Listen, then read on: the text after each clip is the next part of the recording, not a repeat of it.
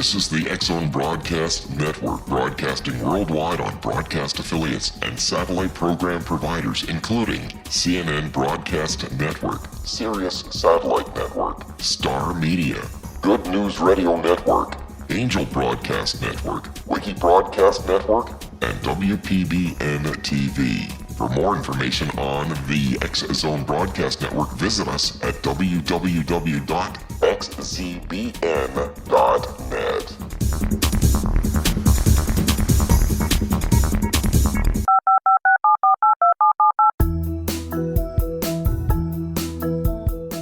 Did you know that when you're on the road with limited data or Wi-Fi, you can still listen to the X-Zone Radio Show with Rob McConnell, The Science of Magic with Gwilda Wiyaka, X-1, Dimension X, Space Patrol, and every minute of the X-Zone Broadcast Network by calling 213-401-0080, courtesy of Audio Now. No smartphone, app, or internet needed. It saves your data plan and it's free if you have unlimited minutes. Call 213-401-0080 to listen on any phone, anytime, anywhere. Remember 213-401-0080 for the best of the paranormal, parapsychology, and sci-fi radio programming anywhere, 24/7, 365. And welcome to the X-Zone, everyone. My name is Rob McConnell, and for the next 4 hours, I'm going to be your host and your guide as together we cross the time-space continuum to this place that I call the X-Zone. It's a place where people dare to believe and dare to be heard. It's a place where fact is fiction and fiction is reality. And the X-Zone comes to you Monday through Friday, right here on the Talkstar Radio Network, X-Zone Broadcast Network, UK High Definition Radio, Euro High Definition Radio, Star Cable, and X-Zone TV. If you'd like to give us a call, our toll-free number is 1-800-610-7035. Email xzone at xzoneradiotv.com, on MSN Messenger, xzoneradiotv at hotmail.com, and our website, www.xzoneradiotv.com. You know, with Halloween right around the corner, there is no way we could do the month of October without inviting my guest to this hour. He's the author of a brand new book entitled New England Ghosts. He's researched 135 stories from that area over the last 8 years, and we're going to be talking to David J. Pitkin this hour here in the X-Zone. And David, welcome back to the X-Zone. Great having you with us. Thank you, Rob. I always enjoy your program. Thank you, sir. David, this must be a very busy time of the year for you. Well, it is because, of course, a lot of folks enjoy having some storytelling. So that keeps me busy, and New England Ghost is my 8th book. Mm-hmm. So I'm very deeply involved in promoting that. And I also serve as a magnet for people who have had experiences that we think might be ghostly. And so we try to reason out just what happened and where and when and under what circumstances, and what might be the activity that's taking place. Sometimes very, very strange events have a very common, ordinary explanation. But after you've eliminated those, then you have the big question mark, which your program calls X, I guess. That's right. Tell me, David, are you finding more and more people are coming out with stories about ghosts that they themselves have had? And is it that the people who have had the experiences are now feeling more comfortable by talking about them since there's so much about ghosts in the media? Yes, I think that's correct. I've heard a lot of people comment that they watch this or that program, and, gee, this is just like my house, or this is similar to something I experienced when I was a youngster and I never told anyone about it. And of course, this is my main, I say one of my top 3 motives for collecting and writing stories, is to share with people how tremendously common these events are. There's so many people. I will have people encounter me, for example, this weekend. I'm going to be out at Letchworth State Park, south of Rochester, New York, doing a sales and signing out there, a big art and craft show. And people will come up to me, I can almost guarantee you, and they'll say, boy, I've got something weird. I bet you've never heard about it before. And they'll proceed to tell me about footsteps on the stairs, and no one's there. David, And stand I- by, I my thought- friend. You and I have to take a commercial break. We'll be back in 2 minutes. Exonation, David J. Pitkin is our special guest. The name of his new book is New England Ghosts. His website, www.afterworld.info. My name is Rob McConnell. This is the X-Zone, a place where people dare to believe and dare to be heard. David Pitkin and I return on the other side of this 2-minute commercial break, here live from our studios in Hamilton, Ontario, Canada. Don't go away.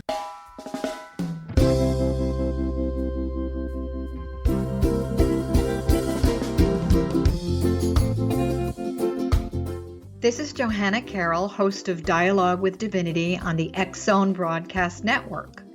While walking along Kaanapali Beach in Maui this past year, I kept discovering all these shells and coral in the shape of hearts. My dialogue with Divinity was very simple. Do you want me to do a retreat to heal people's hearts in Maui next year? And of course, the answer was yes. As a master spiritual teacher, I am offering you a neat retreat called Rise, May 8th through the 12th, 2017, and the chance of a lifetime to rest at a 5-star resort for 5 days and experience a spiritual renewal of your heart and soul. Kaanapali is one of the top 5 beaches in the world. This stunning resort has undergone a $40 million renovation.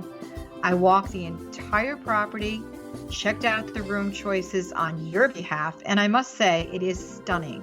Our conference room faces the ocean with sliding glass doors. Maui is known as Mother Maui because it is a soft, gentle, healing energy. In the embrace of Mother Maui, you will feel yourself rising from the limitations of an ordinary life to an extraordinary journey of peace, bliss, and harmony. A greater sense of clarity. Our Rise retreat ignites renewal in the sacred elements of air, water, earth, fire, and wind. There's plenty of free time to enjoy all that Maui has to offer. A small deposit is required now to reserve your space, as this retreat, it will sell out. For more details, please go to johannacarroll.com and register today.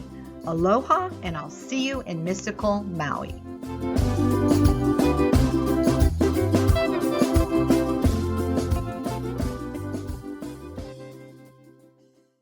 Exonation, David J. Pitkin is our special guest this hour. David has a brand new book out. It's entitled New England Ghosts. And David, you were saying that you go out, you talk to people, you tell stories. It's a very haunting time of the year. Are you finding that there seems to be a common thread between the stories that you have heard over the years, the stories that you've researched over the years, and actual ghost sightings? Well, that's a profound question. Sightings, in my estimate, are not that common, although the media would have us believe that, Yeah. I think. It's very hard to project a program where someone encounters a ghost and it's all internal. For example, a house I was living in maybe 10 years ago, I came home. It was a house that had been owned by a doctor for many years, and I came in at night. Everyone had gone to bed. I turned into the front hallway in the dark. There was no lights on. And I walked into something that vibrated me from head to toe, shook me just like I had grabbed onto an electric wire. Wow. And I thought, well, this could be the ghost that my new wife had told me about. So I took a step forward, and it all stopped. And I thought, well, if that's what it is, I should be able to take a step back and walk into it. And that's exactly what happened. And but I was very, very tired. It was after midnight. So I just said out loud, look, I'm tired. I'm going to bed. I don't know what you're going to do. And I went through and went to bed, and no one in the family ever experienced it, which is hard for many people. If it's a one-time experience of hearing, seeing, smelling, feeling touched, walking through something, having something walk through you, or even a dream. People who didn't share that experience with you many times are scoffers. They tend to disbelieve. Basically, they don't want to believe that there are things in this world that can only be sensed and maybe not seen. But there is a tremendous interest, as we just said, stirred up by the media, a lot of the programs now on television.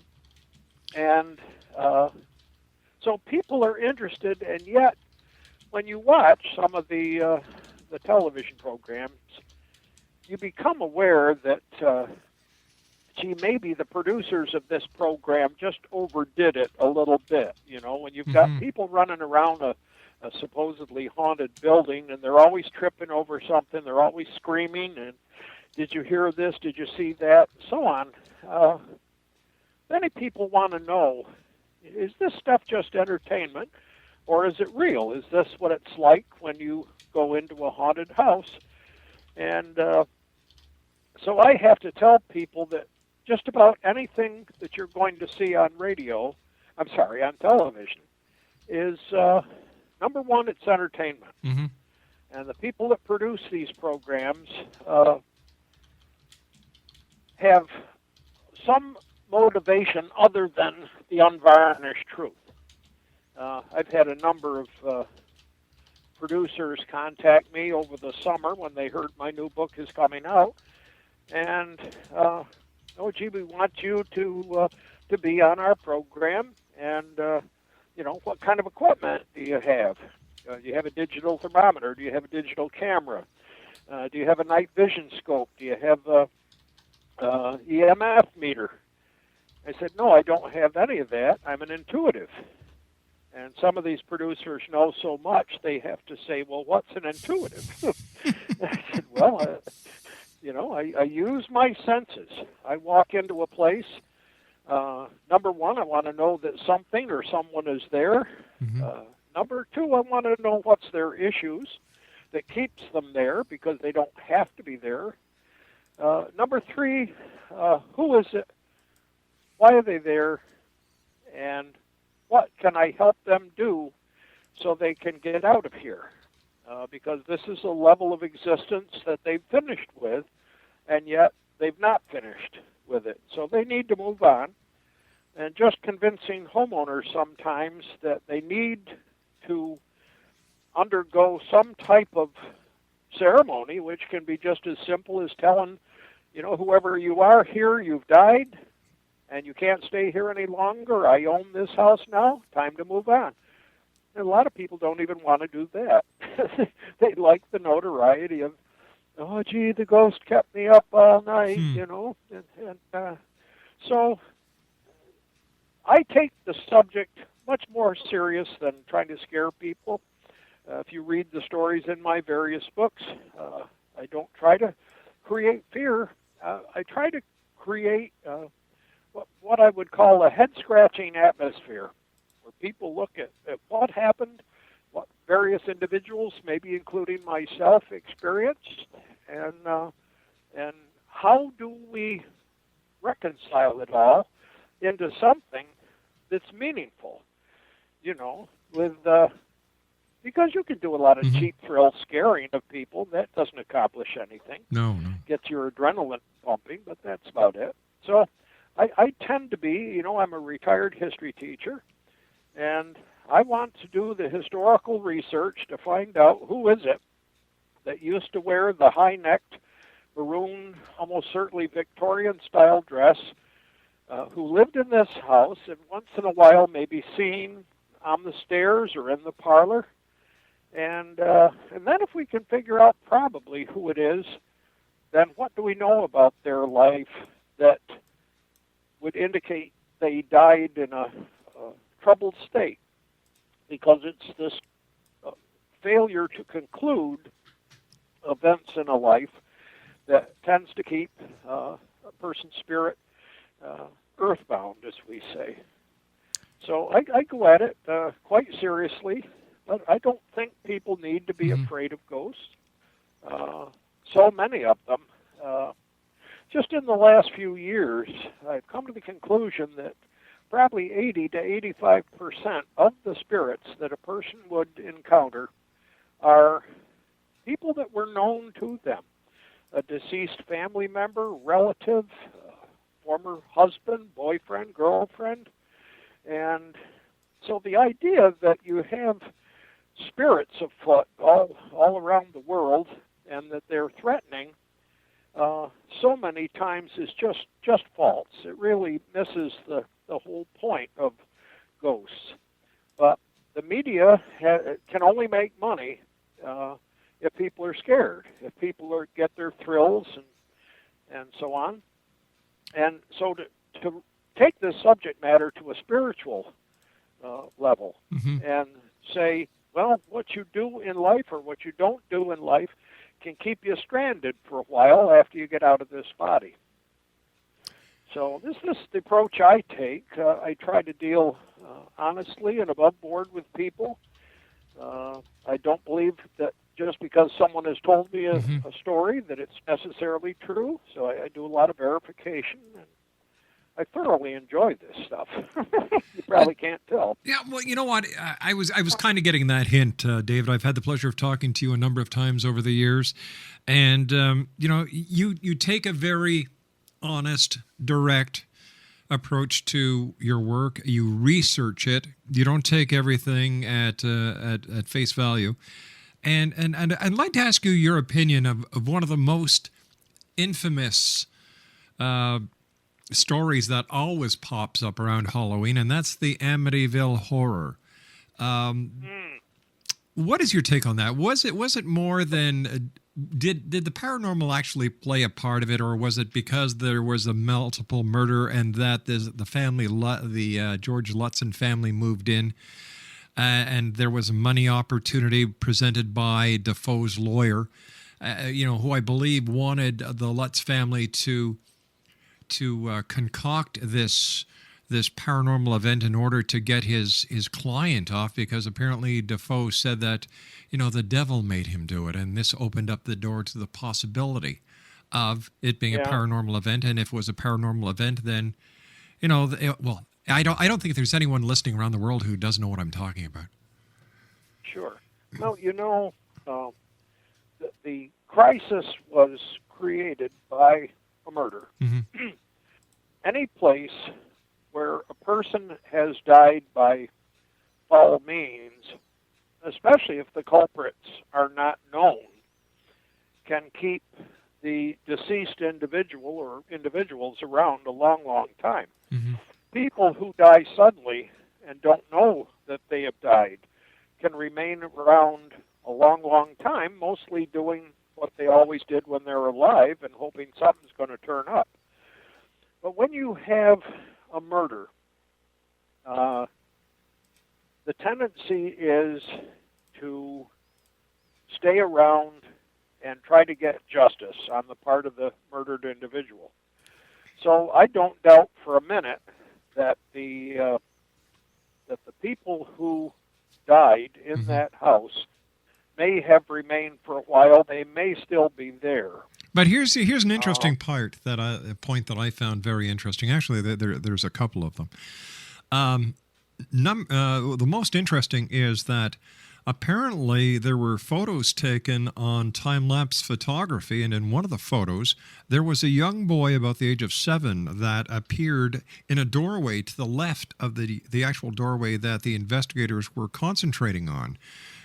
And during the mass murder of the Defoe family, there wasn't a young child that was killed. You and I have to take a commercial break. Great talking to you, David. David J. Pitkin is my special guest at X-Zone Nation. He's the author of a brand new book entitled, you got your pencils and paper ready? Okay, there it is. New England Ghosts, and his website is www.afterworld.info. That's www.afterworld.info.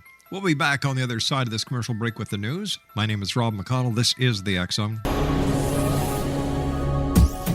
This is the X-Zone Broadcast Network, broadcasting worldwide on broadcast affiliates and satellite program providers, including CNN Broadcast Network, Sirius Satellite Network, Star Media, Good News Radio Network, Angel Broadcast Network, Wiki Broadcast Network, and WPBN TV. For more information on the X-Zone Broadcast Network, visit us at www.xzbn.net.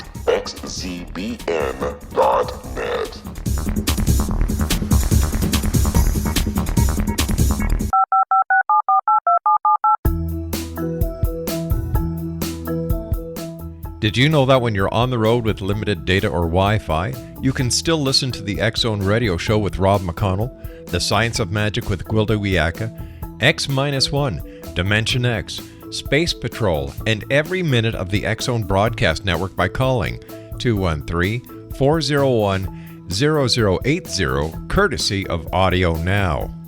No smartphone, app, or internet needed. It saves your data plan and it's free if you have unlimited minutes. Call 213-401-0080 to listen on any phone, anytime, anywhere. Remember 213-401-0080 for the best of the paranormal, parapsychology, and sci-fi radio programming anywhere, 24/7, 365. Welcome back to the X-Zone, everyone. My name is Rob McConnell. David J. Pitkin is my special guest this hour, and we're talking about David's new book, amongst other ghouly subjects.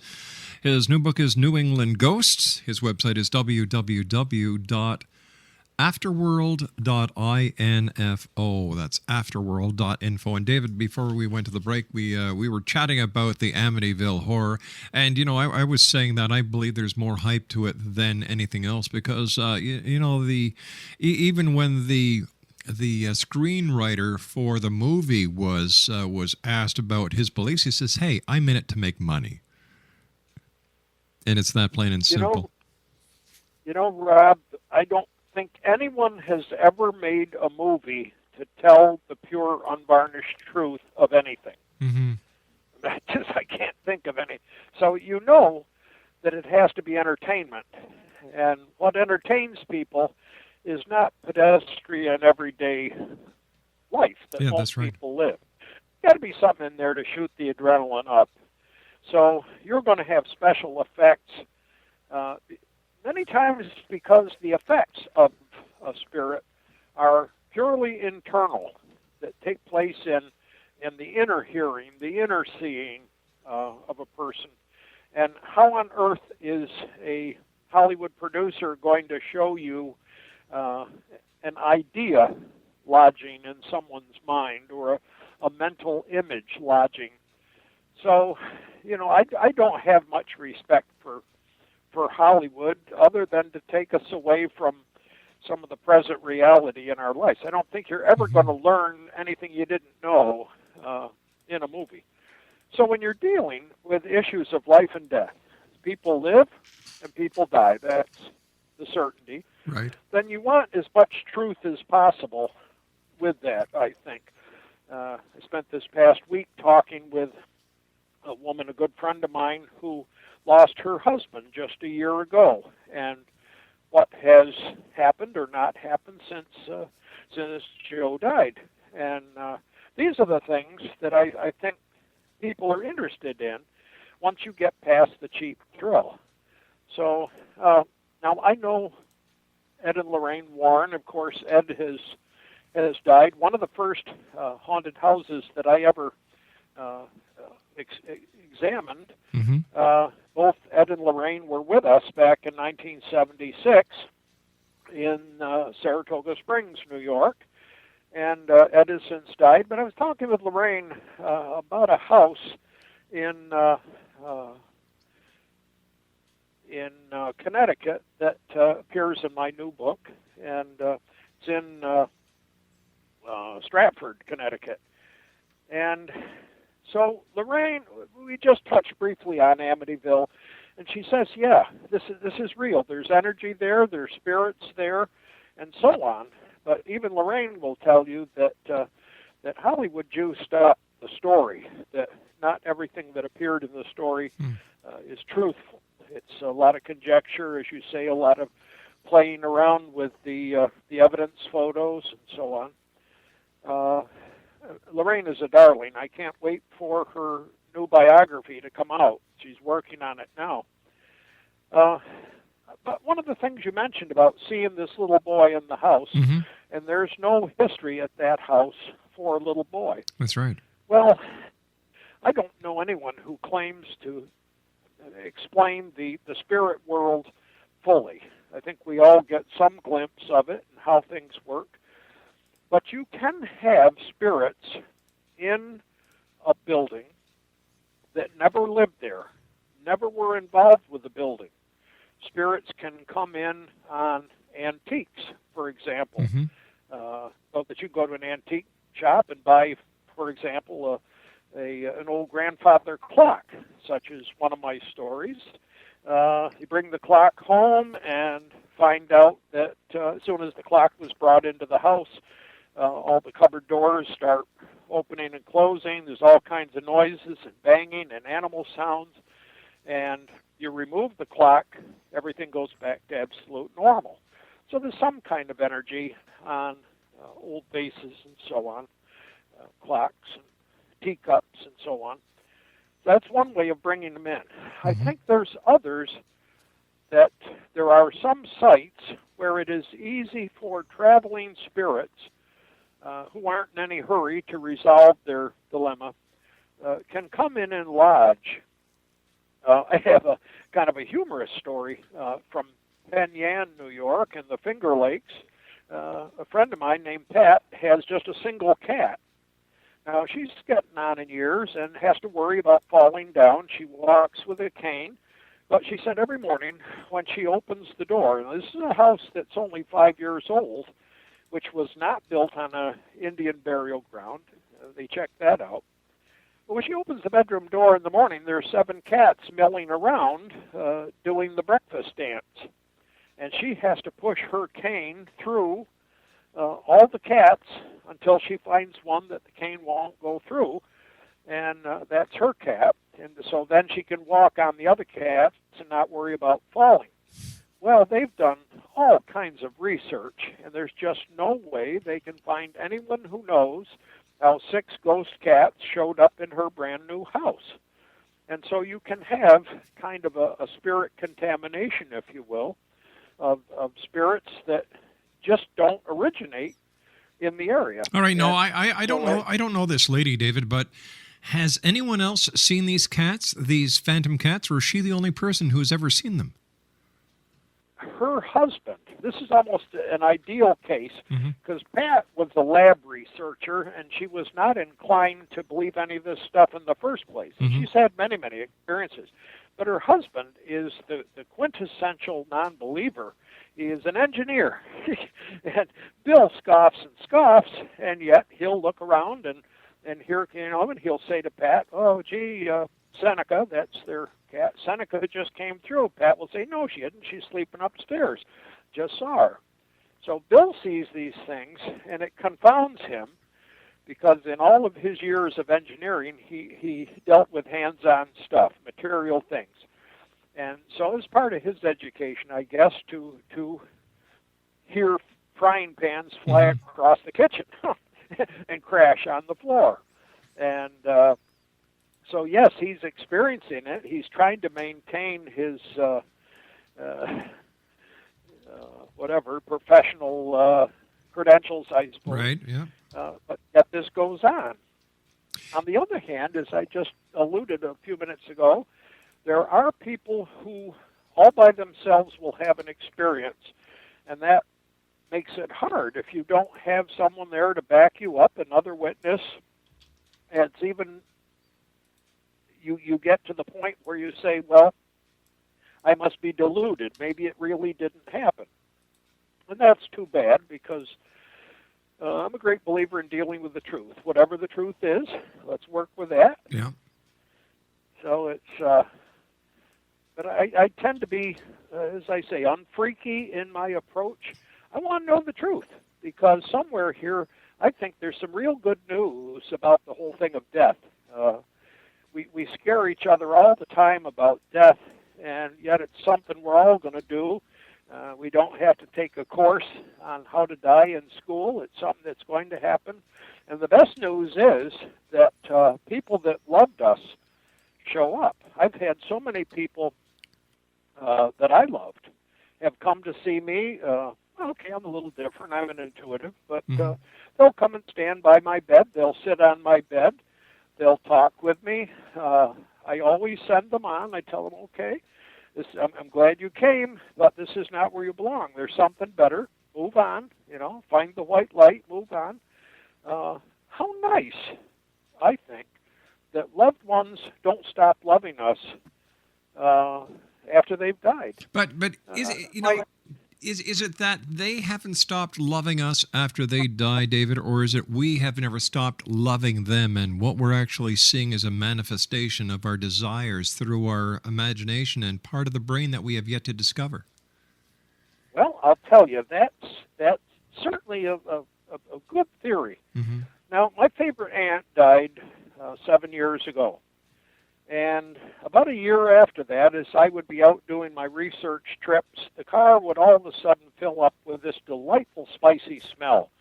And it took me over a year of these occurrences before I finally isolated just what that smell was. It was the smell of a lily that I used to grow in my garden, just a delightful smell. Mm-hmm. Okay, there's the clue, garden. Now, who in my family cared about flowers and gardens? Nobody. My wife didn't care, my kids didn't care, but there was one relative, my Aunt Hannah, who had died just the previous year, that first instance. She and I used to exchange cuttings and roots and all kinds of stuff. So the next time that smell came, and I'm blown, I just said, I love you too, Aunt Hannah. And that quick, the smell was gone. Well, most of the listeners know how long it takes to get a smell out of a car.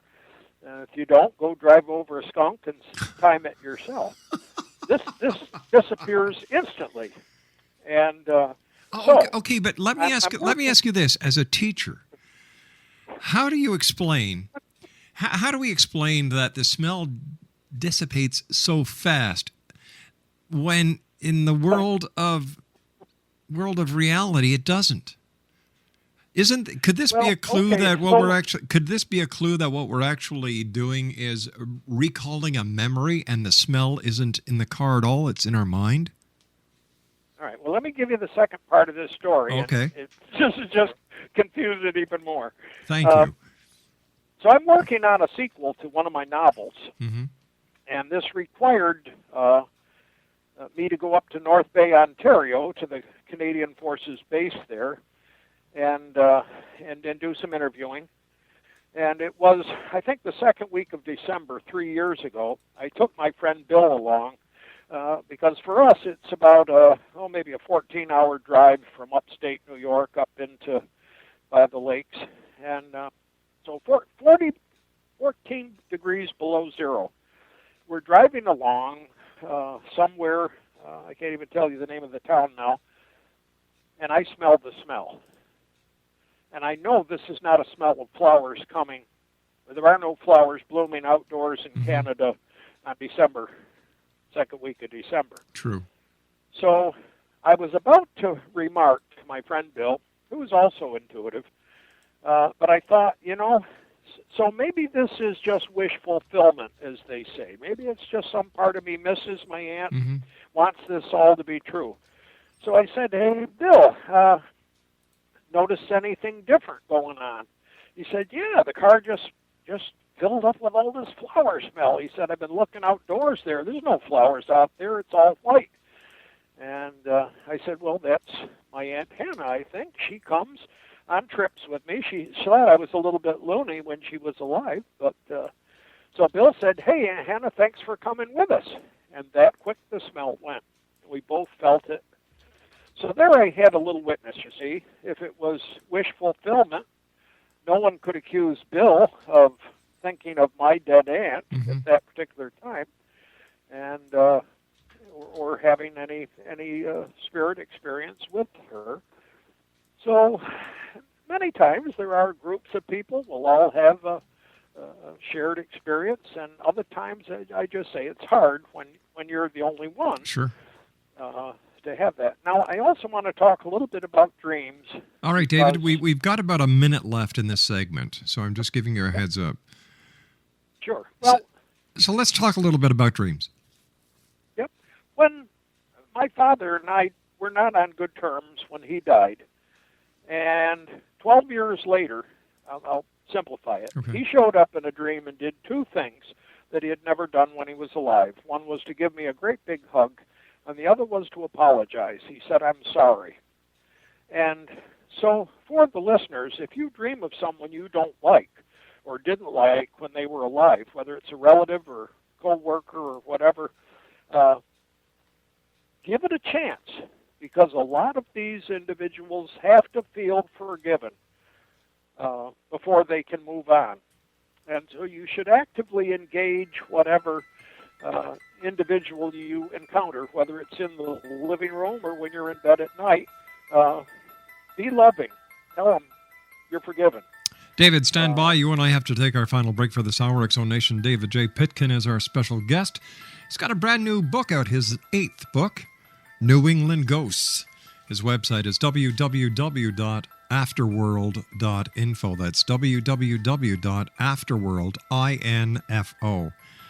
David and I will be back on the other side of this commercial break as the X-Zone continues from our studios in Hamilton, Ontario, Canada. My name is Rob McConnell.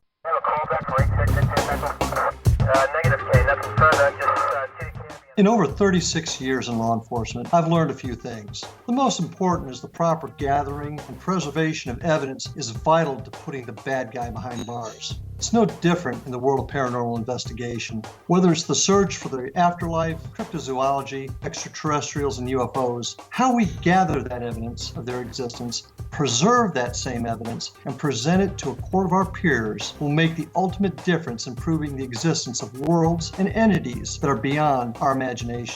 Come with me on a journey that seeks to prove with undisputable evidence what man has struggled to believe for centuries. Join me, Larry Lawson, host of the Paranormal Stakeout, coming to the X-Zone Broadcast Network. Check out the broadcast schedule for Paranormal Stakeout with yours truly, Larry Lawson, at www.xzbn.net.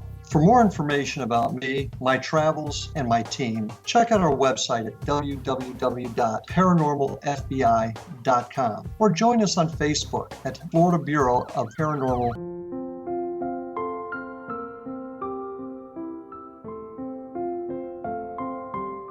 I am Dr. Carl O'Helvey, founder, president of a new cancer foundation focusing on evidence-based physical, mental, and spiritual interventions, including natural cancer cures, prayer, meditation, affirmations, nutrition, and other related holistic cancer prevention and cure modalities. These are used in cancer education, research, and financing care. I ask for your help to continue this important work by donating at www.holisticcancerfoundation.com.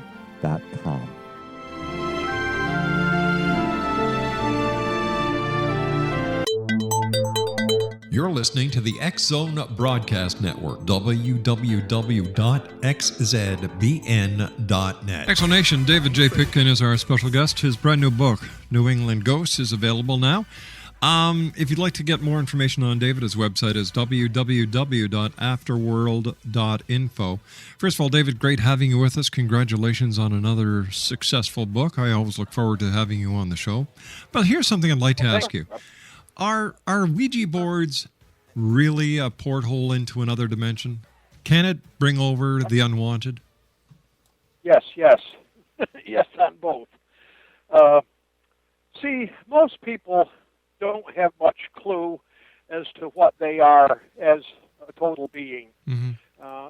There's a lot of young people that reject traditional religion, ideas about being a soul or whatever. But look at it this way.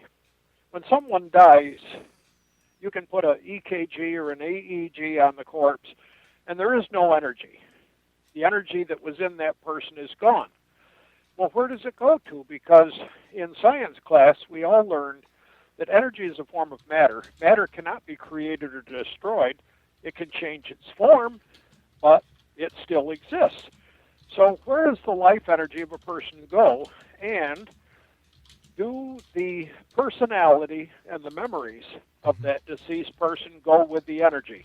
I'm quite sure. I'm 99% sure that's how it works. Well, so what's to become of us when we don't have a body anymore? There is a kind of life that goes on. And many of the young who are looking for excitement, they're looking to touch some mystery, something beyond everyday boring existence. And lo and behold, someone's got a Ouija board or spirit board, or there's a lot of different gadgets. And so people just sit down and, try to imagine, Rob, going home tonight and taking your front door off the hinges and just say, hey, whoever's out there, come on in. That's insane. You wouldn't do that. No, I wouldn't. No. And I'll tell you, there's beings in the spirit world. They were SOBs when they were alive. They're still SOBs. Just dying didn't change them. And if they were into violence, if they were into manipulating people, if they were into bullying, that's what they still are. And so when you open up yourself without any preparation, without any prayer, or without asking for protection, you just never know what you're going to get over a Ouija board. And not only can this energy come in, but especially if you go out on ghost hunts and you're drunk or you're high on drugs, so you don't have to be afraid. You're just going to ask yourself, you're just going to be asking for trouble. David, I hate to do this, but we've run out of time for tonight. I look forward to having you back on the show in the near future. Until then, my friend, take care of yourself and congratulations on a great book. Thanks, Exonation, David J. Pitkin has been my guest. www.afterworld.info. I'll be back after the news at the top of the hour. Don't go away.